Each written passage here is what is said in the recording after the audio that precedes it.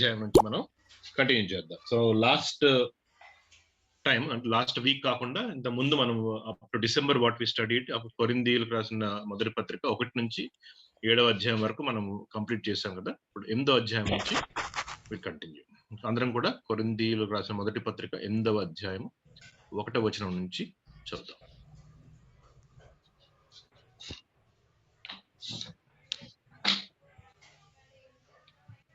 విగ్రహములకు బలిగా అర్పించిన వాటి విషయము. సో ఫస్ట్ ఆ మాట పౌలు కొరింథీయులకు రాసిన మొదటి పత్రికలో 8వ అధ్యాయంలో ఆ మాట ఎందుకు పెట్టాడు అంటే, పౌలుకి కొరింథీ సంఘం నుంచి ఉత్తరం వచ్చింది. ఎందుకు? వారికి సంబంధించిన అనేక విషయముల్లో వారు పౌలు దగ్గరికి వచ్చి వారి సందేహాలు అవన్నీ కూడా తీర్చుకుంటూ ఉన్న సందర్భంలో, ఒకానొక సందర్భంలో ఒక మాట విషయం, ఒక ప్రత్యేకించి ఒక విషయం గురించి వాళ్ళు ఒక మాట అడిగారు అన్నమాట. విగ్రహములకు బలిగా అర్పించే వాటి విషయంలో మేము ఏం చేయాలి? ఎందుకు ప్రత్యేకంగా కొరింథీ పత్రికలో ఇవి రాయబడింది అంటే, పౌలు తన పరిచర్య స్టార్ట్ చేసినప్పుడు సిరియా అంతియొకయ నుంచి ప్రారంభించి గలిలయ ప్రాంతము, తర్వాత మాసిదోనియా ప్రాంతము, తర్వాత అకయ ప్రాంతానికి వచ్చాడు. ఈ 3 మేజర్ ఏరియాస్.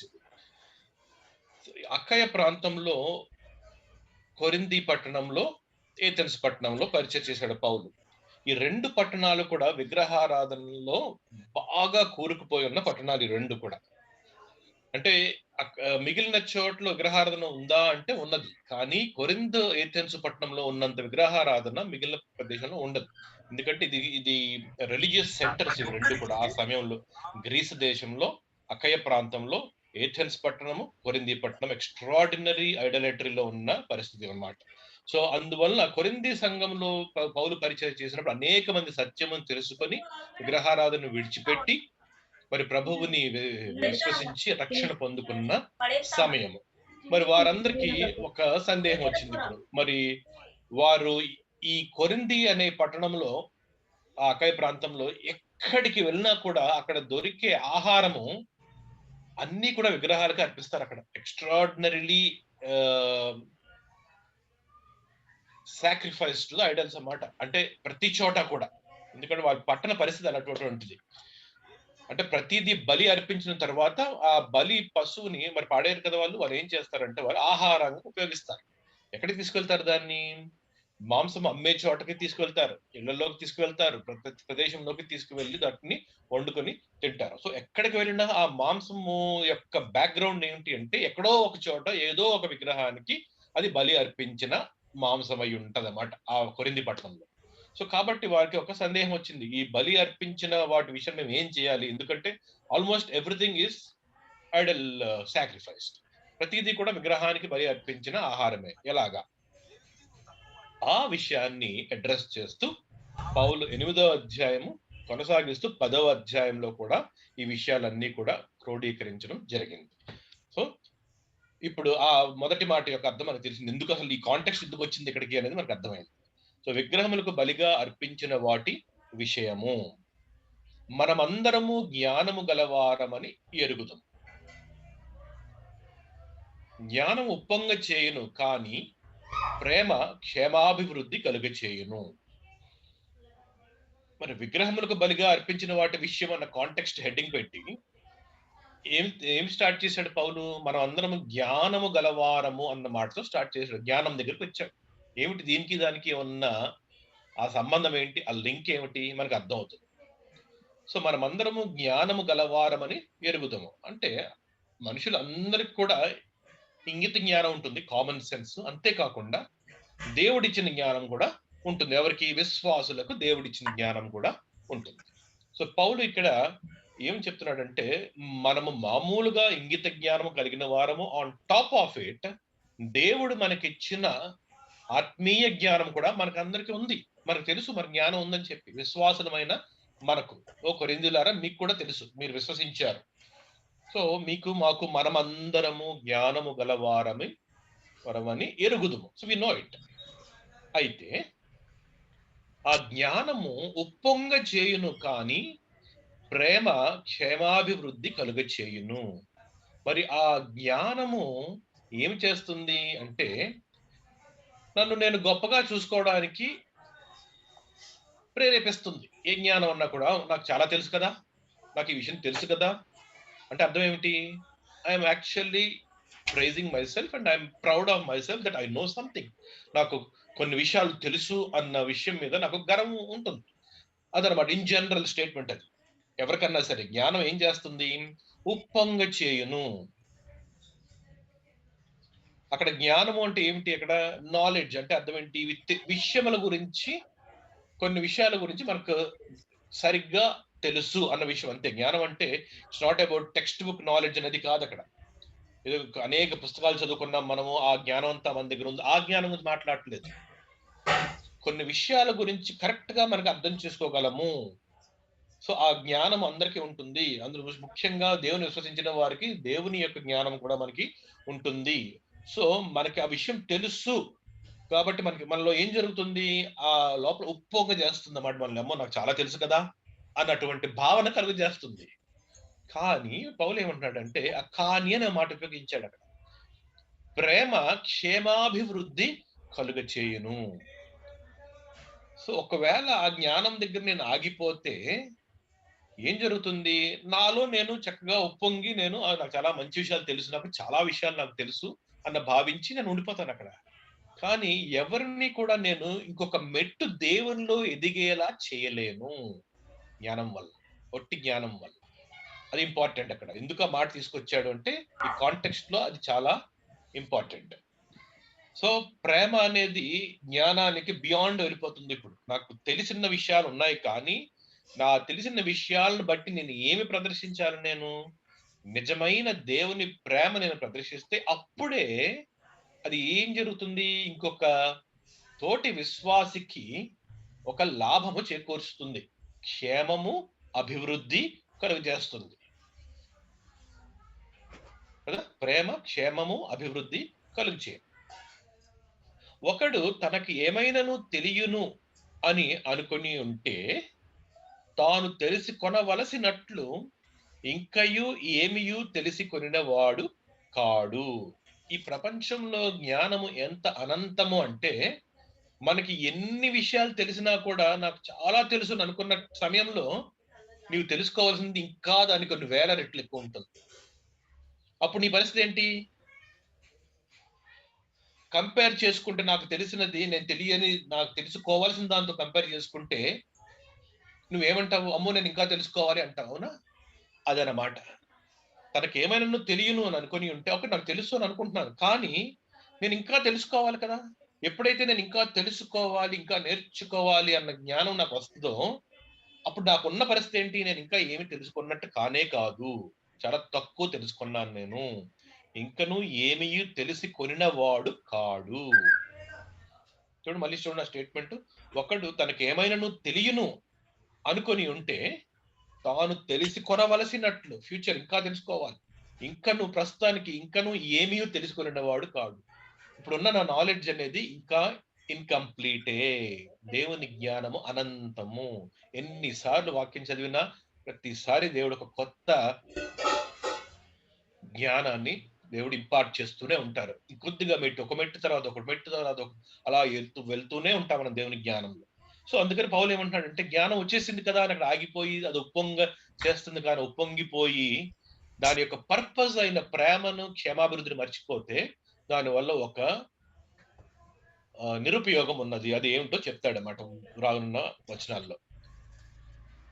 ఒకడు దేవుని ప్రేమించిన ఎడల అతడు దేవునికి ఎరుకైన వాడే. సో, ఎవరన్నా కూడా దేవుణ్ణి ఇష్టపడి దేవుణ్ణి ప్రేమించిన ఎడల ఇన్ కేస్ ఏ వ్యక్తి దేవుని దగ్గరికొచ్చినా, ఆ వ్యక్తి గురించి దేవునికి తెలుసా? లేదా? తెలుసు. దేవుని చేత తెలియబడిన వాడే అవుతాడన్నమాట. ఎందుకు? దేవుని ప్రేమించాడు గనక. మనం ప్రేమించక ముందే దేవుడు మనల్ని ప్రేమించారు. మనం ఆయన దగ్గరికి రావాలని దేవుడు ఇష్టపడ్డారు కాబట్టి, ఎవరైతే దేవుని ప్రేమిస్తారో వారందరి గురించి కూడా దేవునికి తెలుసు. అతడు దేవునికి ఎరుకైన వాడే. కాబట్టి సో, ఈ బ్యాక్‌గ్రౌండ్ మీ మైండ్‌లో ఉంచుకోండి అని చెప్పి ఈ 3 వచనాలు ఇప్పుడు మళ్ళీ టాపిక్ దగ్గరికొచ్చాడు. ఆ టాపిక్‌తోనే మొదలుపెట్టాడు. ఏమని? విగ్రహములు బలిగా అర్పించిన వాటి విషయము అనే హెడ్డింగ్ తో మొదలుపెట్టి 3 వచనాలు బ్యాక్గ్రౌండ్ ఇచ్చి జ్ఞానం గురించి ఎక్స్ప్లెయిన్ చేసి ప్రేమ క్షమాభివృద్ధి యొక్క ఇంపార్టెన్స్ గురించి తెలియచేసి ఇప్పుడు మళ్ళీ కాంటెక్స్ట్ లో వచ్చి అవి ఎలా అప్లై అవుతాయి ఇక్కడ చెప్పబోతున్నాడు పౌలు. సో కాబట్టి విగ్రహములకు బలిగా అర్పించిన వాటిని తినుట విషయం. ఓకే, మీరు రాశారు కదా మీ కొరింథీ పట్టణంలో మీకు అసలు విగ్రహాలకి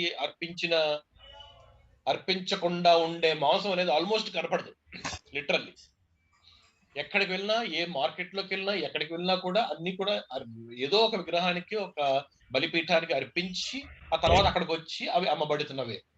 సో మరి వాటిని తినాలా వద్దా పెద్ద మీమాంస వాళ్ళకి, కొరింది కొత్తగా వచ్చిన విశ్వాసులకి.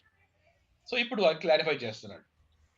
లోకమందు విగ్రహము వట్టిదనియు ఒక్కడే దేవుడు తప్ప వేరొక దేవుడు లేడనియు ఎరుగుదము. సో ఆ ఎరుగుదము అన్న మాట జ్ఞాపకం చేసుకోండి. పౌలు ఇందాక ఏమన్నాడు? మనము జ్ఞానము గలవారమని ఎరుగుదము. సో ఎనీథింగ్ మనకి తెలిసినది అంటే అర్థం ఏంటి? అది జ్ఞానముతో పోలుస్తున్నాడు పౌలు, రైట్? సో ఇప్పుడు ఏమిటి? లోకమందు విగ్రహము ఒట్టిదనియు. దేవుని జ్ఞానం మనకు వచ్చింది, ఇంగిత జ్ఞానంకి above on top of it, అది కాకుండా ఎక్స్ట్రా దైవ జ్ఞానం మనకు వచ్చినప్పుడు, విశ్వాసంగా మారినప్పుడు ఈ లోకంలో ఉన్న విగ్రహములన్నీ కూడా చూస్తే మనకి ఏమవుతాయి? అవన్నీ దేవుని సృష్టిలో భాగము. ఒక చెట్టైనా, ఒక రాయైనా, అవన్నీ దేవుడు సృష్టించిన ఒక మెటీరియల్ థింగ్ అది. సో ఆ దాన్ని మనిషి మలచి ఒక షేప్ తీసుకొచ్చినా కూడా ఆ విగ్రహము యాక్చువల్ గా ఏమీ లేదు, ఇది వట్టిది. అండ్ వాటిలో దేవుడు లేడు అని మనకి నిజమైన విశ్వాసులు అందరికీ తెలుసు. ఒక్కడే దేవుడు, ఆకాశములో ఆసీనుడైన దేవుడు తప్ప వేరొక దేవుడు లేడనియు ఎరుగుదుము, రైట్? సో ఇప్పుడు ఏం జరిగింది? మనకి నాలెడ్జ్ వచ్చేసింది అన్నమాట. ఎక్స్ట్రా నాలెడ్జ్, దైవ జ్ఞానము విశ్వాసులకు వస్తుంది. సో అదనమాట ఇందాక చెప్పిన జ్ఞానము ఎందుకు ఆ పాయింట్ తీసుకొచ్చాడు. సో ఆల్రెడీ మనకి నాలెడ్జ్ వచ్చేసింది. ఏమని? Any idol is nothing but a simple normal created material. So విగ్రహము వట్టిదనియు ఒక్కడే దేవుడు తప్ప వేరొక దేవుడు లేడనియు మనం ఎరుగుతున్నాం. So we know it, the knowledge is there, జ్ఞానం ఉంది. నెక్స్ట్, దేవతలు అనబడిన వారును ప్రభువులు అనబడిన వారును అనేకులు ఉన్నారు. నేను అక్కడ కలర్ మార్చాను. నేను ఎందుకు? దేవతలు అనేకులు ఉన్నారు, ప్రభువులు అనేకులు ఉన్నారు అనటం లేదు పౌలు అక్కడ. దేవతలు అనబడిన వారును ప్రభువులు అనబడిన వారును అనేకులు ఉన్నారు. చాలా ఇంపార్టెంట్, ఎందుకంటే అక్కడ మొత్తం అర్థమే మారిపోతుంది. అంటే ఈ లోకములో మనుష్యులు చలామణి చేసేటువంటి దేవతలుగా, లార్డ్స్ గా, ప్రభువులుగా ఉండే అనేక ఎంటిటీస్ మనం వింటూనే ఉంటాం మనం ప్రపంచంలో. ఎందుకు? అవన్నీ మనిషి తన కోసం తను సృష్టించుకున్న పేర్లు అవన్నీ కూడా. సో అటువంటి వారు అనేకులు ఉన్నారా అంటే చలామణిలో ఉన్నారంటున్నాడు పౌలు. నిజంగా ఉన్నారా అంటే లేదని ఆల్రెడీ చెప్పాడు పౌలు. మనకు అందరికీ తెలుసు విగ్రహము ఒట్టిదనియు ఒకడే దేవుడు తప్ప వేరొక దేవుడు లేడనియు మనందరికీ జ్ఞానం ఉంది. మరి చుట్టుపక్కల కనపడే పరిస్థితి ఏమిటి? ప్రతి సందులోను, ప్రతి వీధిలోను, కొరింథీ పట్టణంలో ఉండే కనపడేవన్నీ ఏంటి? అవన్నీ దేవతలు అనబడిన వారు, ప్రభువులు అనబడిన వారు అనేకులు ఉన్నారు. ప్రతి వీధికి పేరు మారుతూ ఉన్న దేవతలు కొరింథీ పట్టణంలో ఉన్నారు. పౌలు అక్కడ వెళ్ళి పరిచయం చేసే వచ్చాడు, రైట్? సో ఏమంటున్నాడు ఇప్పుడు? అటువంటి వారు అనబడిన వారు అనేక మంది ఉన్నారు. ఆకాశమందైనను భూమి మీదనైనను దేవతలు అనబడినవి ఉన్నను మనకు ఒక్కడే దేవుడున్నాడు. సో అలా మనుష్యుల నోట్లోంచి చలామణి అయ్యే అనబడే దేవతలు భూమి మీద, ఆకాశమందు ఎక్కడన్నా ఉండొచ్చు. ఎందుకంటే వీళ్ళు ఏమంటారు? ఆకాశమందు ఇదిగో ఒక దేవత నాకు ఉన్నది, ఇదిగో భూమి మీద ఉన్నది, ఇదిగో ఈ విగ్రహంలో ఒక దేవత ఉన్నది, ఇదిగో ఈ చెట్టులో ఒక దేవత ఉన్నదని మనుషులు ఏమంటున్నారు? అంటూ ఉన్నారు అన్నమాట. సో అవి అనబడినవి. కానీ ట్రూత్ ఏమిటి? మనకు ఆల్రెడీ దేవుడు జ్ఞానం ఇచ్చారు. మనకు ఒక్కడే దేవుడున్నాడు, ద ట్రూత్, సత్యము.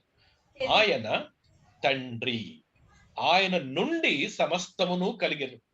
మరి ఆ తండ్రి నుండి సమస్తమును కలిగిన ఆల్రెడీ క్లారిఫై చేశాడు. ఇందాకే అన్నాను మనం, ఆ విగ్రహం వట్టిది అంటే అర్థం ఏమిటి? అది తండ్రి నుంచి సమస్తము కలిగిన మెటీరియల్ లోంచి మనుష్యులు మార్పు చేసిన విగ్రహాలు అవన్నీ కూడా. సో ఆయన నుండి సమస్తము కలిగెను. సృష్టించినది ఏదైనా కూడా తండ్రి దగ్గర నుంచి వచ్చింది. నుండి అంటే ఫ్రమ్ అనే వర్డ్ అన్నమాట. నెక్స్ట్, ఆయన నిమిత్తము మనమున్నాము. మరి ఎందుకు ఇవన్నీ ఉన్నవి భూమి మీద? అవన్నీ కూడా వాటితో పాటు సృష్టింపబడిన మనము మనుష్యులం కూడా అన్ని తిరిగి దేవుని మహిమపరచడం కోసం ఉన్నాము. అంటే నిమిత్తము అంటే ఇంగ్లీష్ లో ఫర్. ఆయన నుండి సమస్తము కలిగెను అంటే ఫ్రమ్ హిమ్. ఆయన నిమిత్తము మనం ఉన్నాము ఫర్ హిమ్. మూడో విషయం చూడండి, మరియు మనకు ప్రభువు ఒక్కడే. సో ఇందాక 2 మాటలు చెప్పాడు పౌలు 5వ వచనంలో. ఏమన్నాడు? దేవతలు అనబడిన వారైనను ప్రభువులు అనబడిన వారైనను. సో ఈ లోకంలో ఏం చలామణి అవుతుంది? ఏం చలామణి చేస్తున్నారు? దేవుడు, ప్రభువు.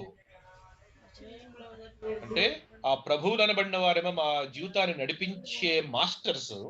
ఈ దేవుడు అనేవాడు సృష్టించిన దేవుళ్ళు అని అనబడిన వారిని చలామణి చేస్తున్నారు. సో 2 కాన్సెప్ట్స్ ఉన్నాయి ప్రపంచంలో కూడా, గాడ్ అండ్ లార్డ్. దేవుడు, ప్రభువు. దేవతలు అనబడిన వారు, ప్రభువులు అనబడిన వారు ప్రపంచంలో కాంట్రడిక్టరీ టు ద ట్రూత్ చలామణి అవుతున్నాయి. కానీ ట్రూత్ ఏంటి? నిజంగా ఒక దేవుడు ఉన్నారు, ఒక ప్రభువు ఉన్నారు. చూడండి ఎంత బ్యూటిఫుల్ గా తీసుకొచ్చాడు పౌలు అక్కడ. మనకు ఒక్కడే దేవుడు ఉన్నాడు, ఆయన నుండి ఆయన నిమిత్తము సర్వం ఉన్నాయి. మనకి ఒక్కడే ప్రభువు ఉన్నాడు, సో ప్రభువు కూడా ఉన్నారు. అంటే లార్డ్ అంటే ఎవరు? యజమాని. ఎవరైతే మనం జీవితం మీద ప్రభుత్వం చేస్తారో ఆయన ఒక్కరే. ఆయన ఎవరు? ఆయన యేసుక్రీస్తు. ఆయన ద్వారా సమస్తమును కలిగెను. సో ప్రభువు నుండి వచ్చింది, కానీ ఆ ప్రభువు నుండి వచ్చిన సమస్తము డైరెక్ట్ గా రాలేదు. మధ్యలో తన ప్రియకుమారుడైన యేసుక్రీస్తు ద్వారా సృష్టించారు. అది త్రూ అనే English word. From God, for God, through Jesus Christ our Lord. చూడండి ఆ వచనం అంత స్పష్టంగా ఉందో, క్లియర్ గా. ఆయన నుండి సమస్తమును కలిగెను, ఆయన నిమిత్తము మనమున్నాము, మరియు మనకు ప్రభువు ఒక్కటే, ఆయన యేసుక్రీస్తు. ఆయన ద్వారా సమస్తమును కలిగెను, మనము ఆయన ద్వారా కలిగిన వారము. So end of the day అంత మానవులైన మనం అందరము కూడా, విశ్వాసమైన మనం అందరం కూడా ఎవరి ద్వారా మనము సృష్టింపబడ్డాము? యేసుక్రీస్తు ద్వారా. వాక్యమైన యేసుక్రీస్తు ద్వారా మనము సృష్టింపబడ్డాము. ఇంకా పాయింట్కి రాలేదు, ఇంకా ఉపోద్ఘాతంలోనే ఉన్నాడు పౌలు. ఇంకా ఎక్స్ప్లెయిన్ చేస్తున్నాడు. జ్ఞానం అనే వర్డ్ తీసుకున్నాడు. మనకి దైవ జ్ఞానం ఉన్నది. ఏమని? విగ్రహం అనేది ఏమీ కాదు. ఎందుకంటే వి నో ద ట్రూత్. ఆ ట్రూత్ ఏమిటి? దేవుడు ఒక్కడే ఉన్నారు, ప్రభు ఒక్కడే ఉన్నారు, మిగిలివన్నీ దేవుడు కాదు, ప్రభువులు కాదు. ఇదే మాట. ఆ జ్ఞానం వచ్చినప్పుడు ఏం జరుగుతుంది? ఇంకా నాకు అన్ని విషయాలు తెలుసు, నాకు దేవుడు ఎవరో నాకు తెలిసిపోయింది, ప్రభు ఎవరో నాకు తెలిసిపోయింది, ఈ విగ్రహంలో ఏమీ లేదు కదా అని మనం ఒక బ్యాడ్ డెసిషన్ తీసుకునే అవకాశం ఉంది. ఆ బ్యాడ్ డెసిషన్ ఏమిటో పౌలు చెప్తాడు ముందుగా. అయితే అందరి యందు ఈ జ్ఞానము లేదు. ఇక్కడ ఒక చేంజ్ వచ్చింది. ఇప్పటిదాకా జరుగుతున్న కాన్వర్సేషన్ లో ఒక మార్పు వచ్చింది. ఇక్కడ మనం అందరము దేవుని జ్ఞానం కలిగి ఉన్నాం, విశ్వాసులమైన మన అందరము. అయితే ఈ అందరిలో కొందరు ఉన్నారు, వారికి జ్ఞానము లేదు. అంటే ఇంకా ఆ పరిపక్వతలోకి వారు రాలేదు. ఎందుకు అంటే కొందరు ఇది వరకు విగ్రహమును ఆరాధించిన వారు కనుక తాము భుజించిన పదార్థములు విగ్రహమునకు బలి ఇయ్యబడినవని ఎంచి భుజించుదురు. చాలా కేర్ఫుల్ గా అధ్యయనం చేయాలి ఈ మాటని. ఎందుకంటే మనం పౌలు మైండ్ లోకి వెళ్తే గానీ, కొరింథీ సంఘస్థుల మైండ్ లోకి వెళ్తే గానీ ఇది మనకు అర్థం కాదు. ఎందుకంటే మనము 2023లో ఉన్నాం. మనం వే బియాండ్ ఈ కాంటెక్స్ట్. 2000 సంవత్సరాలు దాటిపోయి ప్రపంచం అంతా చాలా మార్పులు జరిగిపోయినాయి కాబట్టి మనకి ఈజీగా అర్థం కాదు. కాబట్టి ఒక్కసారి మనం మన పరిస్థితిని పక్కన పెట్టేసి ఒకసారి బ్యాక్ వెళ్దాం హిస్టరీలో. సో ఇందాక నేను ఒక మాట చెప్పాను. నేను అక్కడ ఉన్న పట్టణంలో లిటరల్లీ 99.99% ఎవ్రీవేర్ బలిపీఠము విగ్రహాలు, విగ్రహారాధన అనేది కామన్ అన్నమాట కొరింథీ పట్టణం. లిటరల్లీ ఎవ్రీవేర్ అన్నమాట. ఊరంతా కూడా. అటువంటప్పుడు పౌలు వెళ్ళక ముందు వాళ్ళ పరిస్థితి ఏంటి? నిజమైన విశ్వాసము వాళ్ళ దగ్గరికి రాకముందు, పరిచయం రాకముందు పరిస్థితి ఏంటి? అందరూ విగ్రహారాధన చేసేవాళ్ళే. అందరికి చిన్నప్పటి నుంచి ఏమి బోధించబడింది? ఇదిగో ఈ విగ్రహంలో ఈ దేవత ఉంది, ఈ విగ్రహంలో ఈ ప్రభు ఉన్నాడు, ఈ బలి ఈ దేవతకి ఇవ్వబడింది, ఈ బలి ఈ ప్రభువుకి ఇవ్వబడింది, అవి మీరు తింటున్నారు అంటే మీరు వాళ్ళతో కలిసి మీరు ఏం చేస్తున్నారు? సాంగత్యం చేస్తున్నారు మీరు అని వారు చిన్నప్పటి నుంచి బోధింపబడింది వాళ్ళకి. సో ఎప్పుడైతే వారు విశ్వాసములోకి వచ్చారో వారికి ఇంకా అన్ని విషయాలు తెలియదు కదా, అందరూ కూడా నేర్చుకుంటూ ముందుకు వెళ్లాల్సిందే.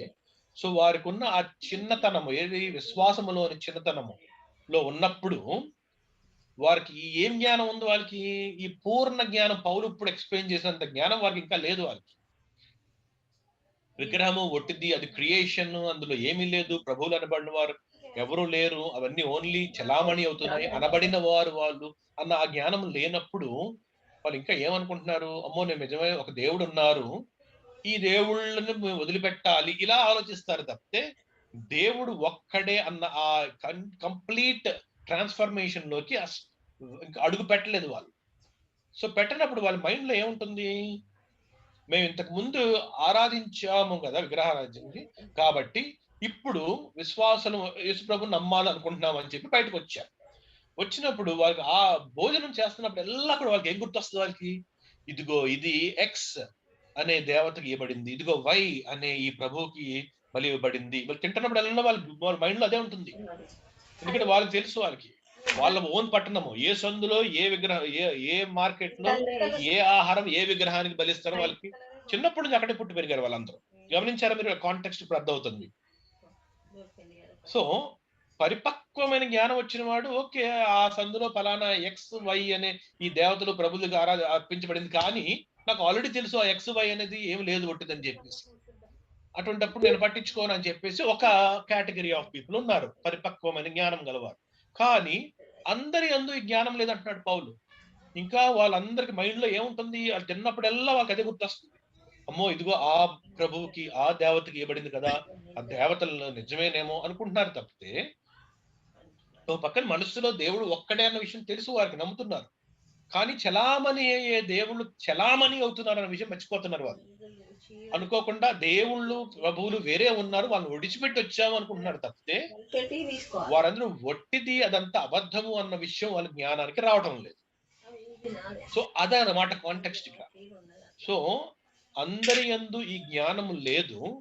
కొందరు ఇది వరకు విగ్రహమును ఆరాధించిన వారు కనుక తాము భుజించు పదార్థములు విగ్రహమునకు బలి ఇయ్యబడినవి అని ఎంచి తిన్నప్పుడల్లా వాళ్ళకి అదే జ్ఞాపకం వస్తుంది అన్నమాట. అలాగే ఎంచుకుంటారు వాళ్ళు. ఇది విగ్రహానికి, ఇది ఎవరైనా X and Y and Z అనే ఈ ప్రభువులు దేవతలకు అర్పించబడింది అన్న మైండ్ లో ఉండిపోతుంది అన్నమాట. సో అలా ఉన్నప్పుడు దాన్ని ఏమంటారంటే మనస్సాక్షి అంటారన్నమాట, కాన్షియన్స్ అని. వాళ్ళ మైండ్ అంతా కూడా అలా ఉన్నది. ఇప్పుడు చూద్దాం ఎక్కడ తీసుకెళ్తున్నాడు పౌలు. భోజనమును బట్టి దేవుని ఎదుట మనము మెప్పు పొందము, తినకపోయినందున మనకు తక్కువ లేదు, తినినందున మనకు ఎక్కువ లేదు. సో పరిస్థితి ఏమిటి? భోజనమును బట్టి దేవుని ఎదుట మనము మెప్పు పొందము అన్న ఈ కాన్షియన్స్ తీసుకొచ్చాడంటే ఈ కాంటెక్స్ట్ అంతా కూడా ఆహారం సందర్భం అంతా కూడా విగ్రహములకు బలి ఇచ్చిన ఆహారం తినడం గురించి. సో పౌలు ఏమంటున్నాడు? ఇప్పుడు ఒక ప్రాబ్లం వచ్చింది, ఈ ప్రాబ్లంలో సగం మంది అటు ఉండిపోయారు, సగం మంది ఇటు ఉండిపోయారు. అటువంటిప్పుడు ఒకవేళ భోజనము అనేది అడ్డు వస్తే ఆ భోజనం కొన్ని ఇంపార్టెన్స్ ఎంత, దాని యొక్క ప్రాముఖ్యత ఎంత అంటే ఏమంటున్నాడంటే పౌలు, భోజనం బట్టి దేవుని యొద్ద మనము మెప్పు పొందము, తినకపోయినందున మనకు తక్కువ లేదు, తినినందున మనకు ఎక్కువ లేదు. సో ఈ భోజన పదార్థముల type of material what we eat అంతే గాని క్వాంటిటీ గాని వీటిల్లో సరి అయిన క్వాలిటీ ఆఫ్ ఫుడ్ నేను తినకపోతే సరిగ్గా తినలేదు అని అనుకుంటామా? కాదు. నేను బాగా మంచి క్వాలిటీ ఫుడ్ తిన్నాను, మంచి క్వాలిటీ తిన్నాను అని అనుకుంటే నువ్వు బాగా తినేసినట్ల? అది కాదు. అసలు ఇవన్నీ కూడా కేవలము శరీరము ఈ లోకంలో ప్రయాణించడానికి ఉపయోగపడే వస్తువులు అంతే, ఆహార పదార్థాలు. సో వాటికి స్పెషల్ గా ఏమి ప్రాముఖ్యత లేదు. శరీరానికి బలము కావాలి కనుక ఉదయం అందరూ లేచి ఆహారము తినాలి. సో ఎప్పుడైతే అది స్పిరిచువల్ కాంటెక్స్ట్ లోకి అడ్డుపడుతుందో అక్కడ ఒక డెసిషన్ మేకింగ్ ఇంపార్టెంట్ అని పౌలు తీసుకొస్తున్నాడు అన్నమాట. అడ్డు రానంత వరకు ఫైన్, ఎందుకంటే నీకు ఆ ఫ్రీడమ్ ఉంది, యూఆర్ ఫైన్. ఎందుకంటే దానివల్ల దేనికి ప్రభు ఏమి నువ్వు ఏం తింటున్నావు, ఏం కాయగూర వండుతున్నావు పొద్దున్న లేచి మళ్ళీ ఎవరిని అడగరు. ఎవరు కూడా పొద్దున్న లేచి ప్రభు ఈ రోజు నేను ఏ కాయగూర వండాలి ప్రార్థన చేసి ఎవరు ఉండరు. సో భోజనమును బట్టి దేవుని ఎదుట మనము మెప్పు పొందము, అది కాంటెక్స్టే కాదు అన్నమాట, స్పిరిచువల్ ఆస్పెక్ట్ కాదు అది. That's a process, natural process God has ordained for this whole world. అందరికీ తెలిసిన విషయం. సో తినకపోయినందున మనకు తక్కువ లేదు, తినినందున మనకు ఎక్కువ లేదు. సో భోజనం యొక్క ఇంపార్టెన్స్ లేదు అన్న మాట కూడా తీసుకొచ్చాడు. ఎందుకో ఇంకా చూద్దాం. సో ఇప్పుడు అయినను మీకు కలిగి ఉన్న ఈ స్వాతంత్ర్యము వలన బలహీనులకు అభ్యంతరము కలుగకుండా చూచుకోండి. ఇది ఇంపార్టెంట్. ఇప్పుడు వచ్చాడు అన్నమాట పాయింట్ దగ్గరికి. సో అంత ప్రెల్యూడ్ అంతా ఉపోద్ఘాతం అంతా ఎందుకు అంటే, అంత ఇంపార్టెంట్ ఉపోద్ఘాతం ఎందుకు అంటే, ఈ పాయింట్ ఎక్స్ప్లెయిన్ చేయాలంటే పౌలు అవన్నీ చెప్పాలి. డైరెక్ట్ గా ఈ మాట చెప్తే ఎవరికి ఏం అర్థం కాదు. సో ఆ విషయంలో అన్ని చెప్పి ఇప్పుడు ఏమంటున్నాడు, మీకు కలిగి ఉన్న ఈ స్వాతంత్రం. ఏ స్వాతంత్రం అది? భోజనం. ఎవరైతే పరిపక్వమైన జ్ఞానం కలిగిన వారు ఉన్నారో వారికి విగ్రహం ఒట్టిదని తెలుసు. వారు భోజనం చేస్తున్నప్పుడు వాళ్ళు మైండ్ లో విగ్రహాలు వస్తాయా? రావు. సో వాళ్ళకి ఫ్రీడమ్ ఉందా? హ్యాపీగా ఉంది. ఏ మార్కెట్కి వెళ్ళినా కొనుక్కు తినేచ్చు, ఏ మీట్ కొనుక్కున్నా వాళ్ళ కాన్షియన్స్ ఏమీ కూడా ప్రాబ్లం లేదు. సో ఈ స్వాతంత్రం వారందరికీ ఉంది. కొరింథీ పట్టణంలో ఉన్న బలమైన పరిపక్వమైన విశ్వాసులందరికీ ఉన్నది. ఓకే, అయితే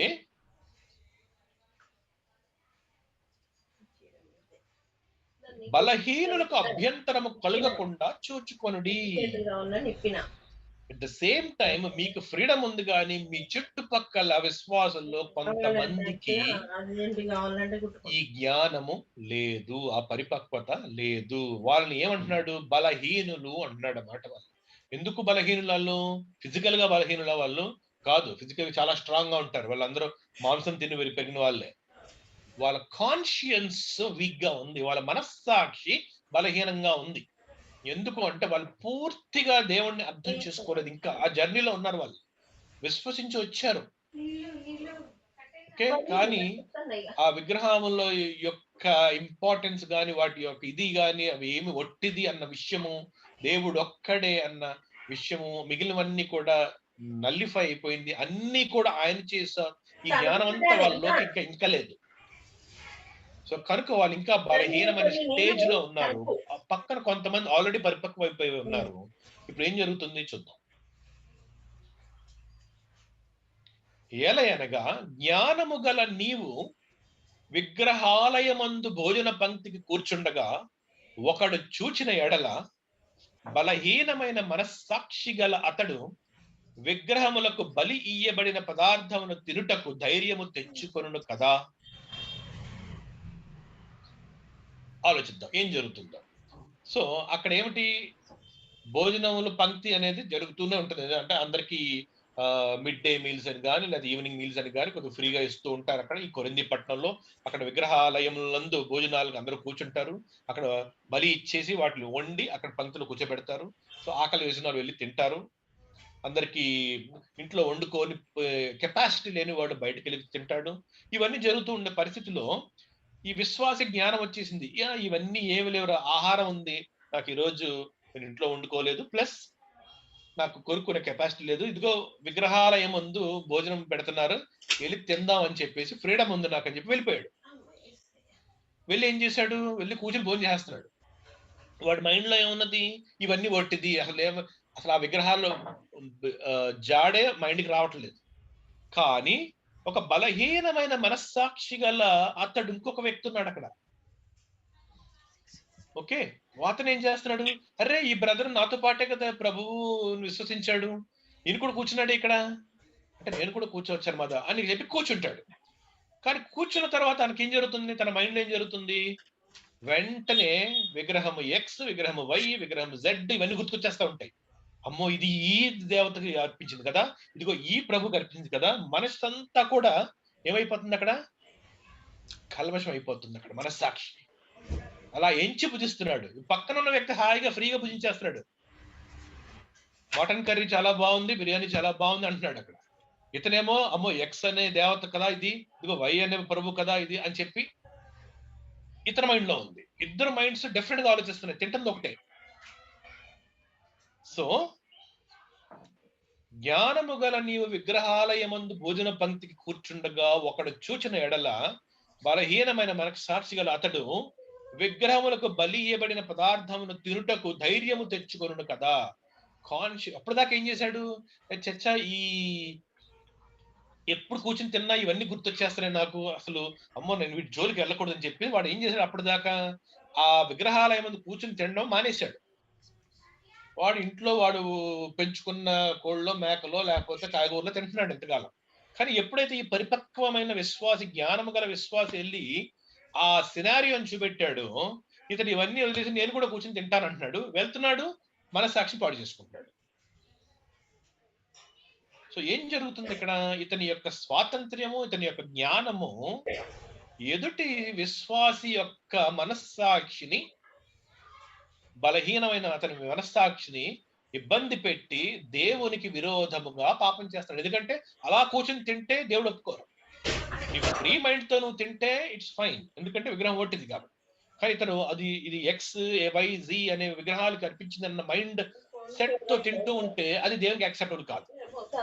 సో ఏం జరిగింది, దాని రిజల్ట్ ఏంటో చూడండి.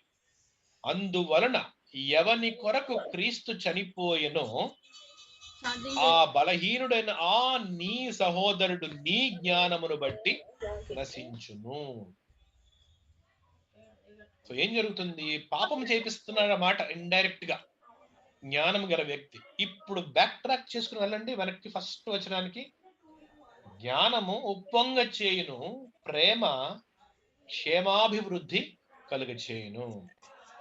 సో ఆ ఫ్రీడమ్ ఉంది, చక్కగా జ్ఞానం ఉంది, నాకు అన్ని తెలుసు, వాట్ ఈస్ దిస్ ఐడల్, ఈ విగ్రహం ఏమిటి ఒట్టిది, డజంట్ మ్యాటర్. నేను వెళ్ళి విగ్రహంలో కూర్చున్నా, గుళ్ళోకి వెళ్ళిపోయినా పర్వాలేదు, నేను అందరూ కలిసి డాన్స్ చేసినా పర్వాలేదు అని అనుకుంటే ఏం జరుగుతుంది అక్కడ, అది చూచి మిగిలిన వారు బలహీనమైన మనకు సాక్షి గల వారు అదే పని చేయడానికి ఆయుధపడుతున్నారు, కానీ వారు ఇండల్జ్ అయి చేస్తున్నారు. ఇతనేమో నేను ఎక్కడికన్నా వెళ్ళగలను, నన్ను నాకు ఏమి ఈ ప్రపంచంలో ఏది నాకు అంటదు అన్న జ్ఞానం వచ్చేసింది, కానీ పాపం చేపిస్తున్నాడు. ఎవరి చేత, వీక్ గా ఉన్న మనుషుల చేత. సో పౌలు ఏమంటాడు, ఏది ఇంపార్టెంట్, నీ జ్ఞానం ఇంపార్టెంటా, నీ తోటి సహోదరుని నువ్వు కాపాడుకోవడం ఇంపార్టెంటా, అది బేరీజ్ వేసుకోమని ఆ ఫస్ట్ మాట చెప్పాడనమాట. జ్ఞానం ఉప్పొంగ చేయను, ప్రేమ క్షేమాభివృద్ధి కలిగి చేయను. ఇది ఈ ఒక్క కాంటెక్స్టే కాదు, ఇది ఈ కాంటెక్స్ట్ ఒక ఎగ్జాంపుల్. ఇది మనకు డే టు డే లైఫ్ లో అన్నిట్లో వర్తిస్తుంది. ఇంకా 10వ అధ్యాయంలో వెళ్ళినప్పుడు మనకి ఇంకా డీటెయిల్ గా అర్థమవుతుంది. అది వేరే ఈ కాంటెక్స్ట్ ని ఇంకా ముందుకు తీసుకెళ్తూ చాలా ఎలాబరేట్ గా ఒక 20 వచనాలు చెప్తాడు పౌలు. అది మనం అక్కడికి వెళ్దాం, కానీ ప్రస్తుతానికి జ్ఞాపకం పెట్టుకుందాం. సో ఈ విగ్రహముల యొక్క భోజనం సంబంధించిందే కాదు ఇది. జ్ఞానము ప్రేమ ఉప్పొంగ చేయను, ప్రేమ క్షేమాభివృద్ధి కలుగు చేయను. సో ఫ్రీడమ్ ఉన్నది, కానీ ఆ ఫ్రీడమ్ లో మనం చేసే పని వలన తోటి విశ్వాసి దేవునికి విరుద్ధంగా పాపము చేస్తుంటే మనం ఏమవ్వాలి, మన డెసిషన్ మార్చుకోవాలి. సో అందువలన ఎవని కొరకు క్రీస్తు చనిపోయినో ఆ బలహీనుడైన ఆ నీ సహోదరుడు నీ జ్ఞానమును బట్టి నశించును. ఈలాగు సహోదరులకు విరోధముగా పాపము చేయుట వలనను వారి బలహీనమైన మనస్సాక్షిని నొప్పించుట వలనను మీరు క్రీస్తునకు విరోధముగా పాపము చేయువారగుచున్నారు. సో వాడి చేత డైరెక్ట్ పాపం చేపించి మీరు ఇండైరెక్ట్ పాపం చేస్తున్నారు. సో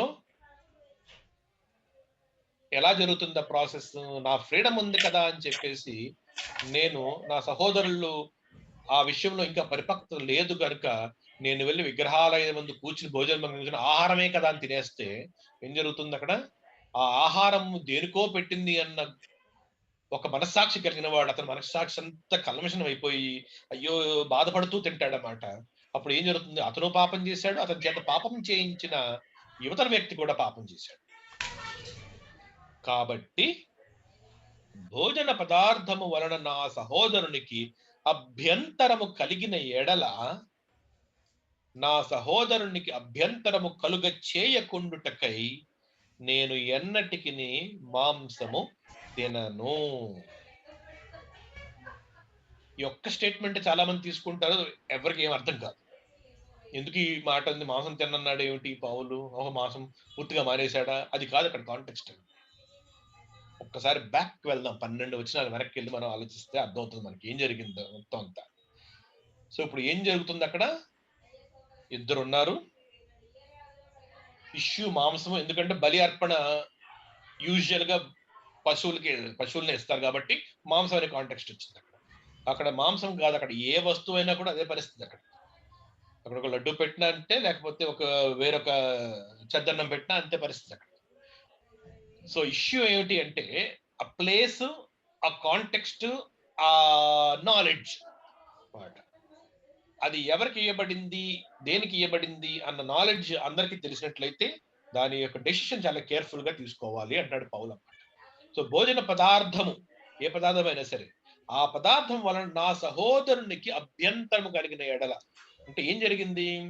ఆ సహోదరుడు వచ్చి, అయ్యో బ్రదర్ మీరేంటి ఇలా కూర్చుని పోతున్నారు, ఇక్కడ ఈ పని చేస్తున్నారేంటి మీరు? నేనేమో మానేశాను, ఎందుకంటే నాకు నా మైండ్ అంతా పాడైపోతుంది ఇక్కడ కూర్చుంటుంటే.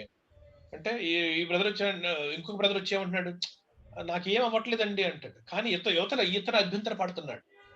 సో ఆ రెండవ వ్యక్తి తన స్వాతంత్ర్యాన్ని, తన జ్ఞానమును పక్కన పెట్టి ఈ వ్యక్తి పరిపక్వత చెందే వరకు, అక్కడ ఉన్నవారు పరిపక్వత చెందే వరకు కూడా ఆ సిచ్యుయేషన్ ని క్రియేట్ చేయకూడదు వాళ్ళ ఎదురుగా. సో భోజన పదార్థం వలన నా సహోదరునికి అభ్యంతరము కలిగిన ఎడల నా సహోదరునికి అభ్యంతరము కలుగ చేయకుండుటకై నేను ఎన్నటికి మాంసము తినను. నేను ఆ సిచ్యుయేషన్ ని నేను క్రియేట్ చేయను. నేను వెళ్ళి విగ్రహాలయం వెళ్ళి భోజన పంక్తిని కూర్చోను. అంత అవసరమైతే ఆకలితో ఉంటాను ఆ రోజు. ఇందాకేమన్నాడు పౌలు అక్కడ? భోజనము తినకపోయినను తక్కువ లేదు, తినినంత మాత్రాన ఎక్కువ లేదు. అదేం జరిగిపోదు. అర్జెంట్ గా విగ్రహాలయంలోకి వెళ్ళిపోయి తినేసే అంత ఆకలి ఏమీ పర్వాలేదు. ఇంటికి వచ్చి వండుకొని తినొచ్చు, 2 రోజులు భోజనం లేకపోయినా పర్వాలేదు, ఎక్కడో చోట ఫుడ్ దొరుకుతుంది. అదనమాట కాంటెక్స్ట్ అక్కడ. భోజనం వల్ల మెప్పేమి, అర్జెంట్ గా భోజనం చేశాం కదా అని చెప్పి దేవుడు మెచ్చేసుకుంటారా నిన్ను? కాదు కదా. అదొక వేరొక పర్పస్ కోసం ఉంది భోజనము. అక్కడ ఇంపార్టెన్స్ ఏమిటి అంటే స్పిరిచువల్ ఆస్పెక్ట్. అక్కడ మనస్సాక్షి అనేది ఇంపార్టెంట్. మన ఇంకా ఎదుగుతున్న ఈ విశ్వాసికి ప్రాబ్లం ఉంది, అతని కొరకు నేను ఏం చేస్తాను, ఆ సిచ్యుయేషన్ నేను క్రియేట్ చెయ్యను నేను.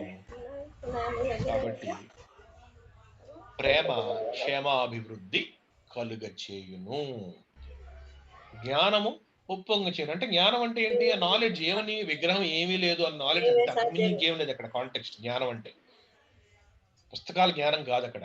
విగ్రహం ఒట్టిదని దేవుడు నాకు ఆల్రెడీ చెప్పేశారు, జ్ఞానం వచ్చేసింది. పర్ఫెక్ట్ అన్నమాట.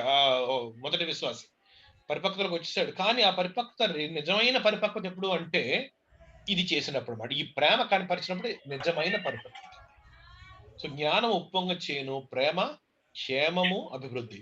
ఎప్పుడైతే ఈ వ్యక్తి అక్కడ కూర్చోడో ఆ రెండో వ్యక్తి కూడా అక్కడికి వెళ్ళడు, తన పని తను చేసుకుంటాడు, మనస్సాక్షి హాయిగా తింటాడు ఏం తినకుండా.